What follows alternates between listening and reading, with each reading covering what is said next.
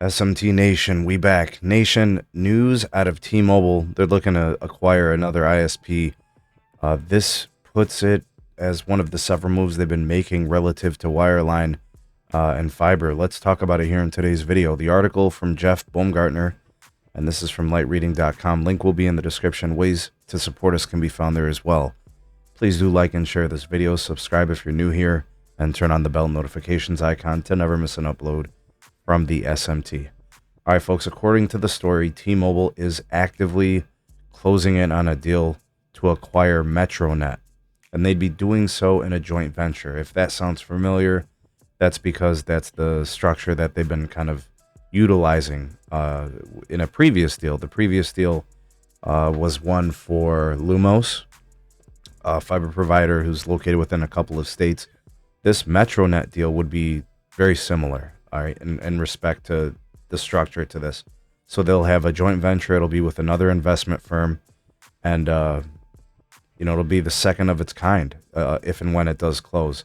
I see Ohio, North Carolina, which gives them a little bit of overlap with the Lumos piece, Minnesota, Michigan, Kentucky, Florida, Illinois, Indiana, and Iowa, all included as areas where Metronet is prevalent. So that kind of gives you an idea of the distribution. I think the end game, according to articles, is for, I don't know, to reach, several millions of customers. This particular fiber optic service that Metronet offers is multi-gig speed, so it would make them unique in this way because they basically are coming out of nowhere, deciding to buy Lumos in a joint venture with EQT, and now Metronet in a joint venture with KKR. It's not really something that T-Mobile wants to do alone. I think that's kind of what we're learning. If I had to kind of summarize what T-Mobile is doing, they don't want to go all in on their own.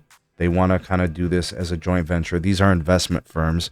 They don't know fiber, right? But they're coming in on ownership. So what I think is going to happen is the Metronet piece, the Lumos piece, T-Mobile just wants to own, get involved, be a part of the whole convergence with home wireline, and they've got the 5G home internet, obviously, and just becoming that type of player. And then they've got the pilot fiber, they've got the TFiber piece existing where they have the open platform leasing and access. They're starting to kind of show you guys, what their plan is overall.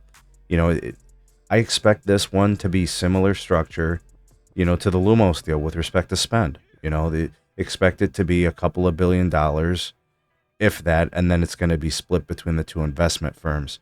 But that's what they're going to do, guys. You're going to be seeing them every quarter, adding a fiber player, signing on with a partnership or something. There's going to be some bit of news every quarter, and this keeps the investor engaged. It keeps them feeling like this is a company in T-Mobile that continues to make moves to increase its reach to customers, create new revenue streams, and get involved on these different levels in connections with customers. I think it's really smart by T-Mobile to do this. I think it's wise for them to do it in partnerships with investment firms because they can raise capital, and these types of things. This is really, really interesting. Keep in mind, guys, what T-Mobile is doing is they're just following the footsteps of their fellow competitors. AT&T has been in wireline for over 100 years.